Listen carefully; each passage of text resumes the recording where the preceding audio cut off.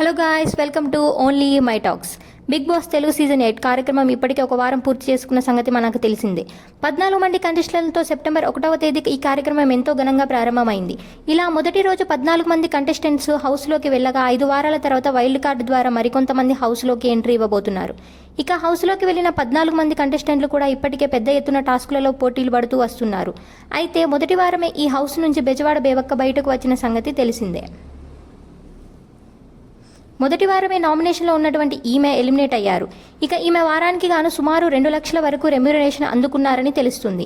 ఇక big boss నుంచి బయటకు రాగానే ఈమె పెద్ద ఎత్తున ఇంటర్వ్యూలలో పాల్గొంటూ సందడి చేస్తున్నారు.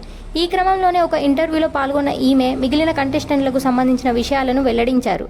నిఖిల్ పదునైన కత్తిలాంటి వాడని, 2 వైపులా పదునున్న వ్యక్తి అని తెలిపారు. ఇక హౌస్లో ఉన్నటువంటి నాగమణి కంట చాలా ప్లానెట్గా గేమ్ ఆడుతున్నారని తెలిపారు.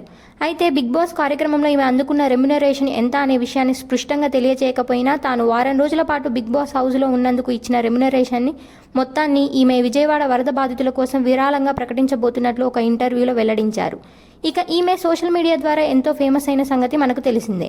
ఇక ఈ ఇంటర్వ్యూలో భాగంగా ఈమె 70 కోట్ల విలువ చేసే వాచ్, అలాగే 180 కోట్ల విలువ చేసే హ్యాండ్ బ్యాగ్తో వచ్చారు అని చెప్పడంతో యాంకర్తో పాటు నెటిజన్స్ కూడా ఒక్కసారిగా షాక్ అవుతున్నారు. ఇలా 180 కోట్లు ఖరీదైన హ్యాండ్ బ్యాగ్ వేసుకొని బేబక్క ఏకంగా బిగ్ బాస్ హౌస్నే కొనవచ్చు. మరి కంటెస్టెంట్గా ఎందుకు వెళ్లారు అంటూ పలువురు కామెంట్స్ చేస్తున్నారు. ఇలాంటి అప్డేట్స్ కోసం ప్లీజ్ సబ్స్క్రైబ్ OMT.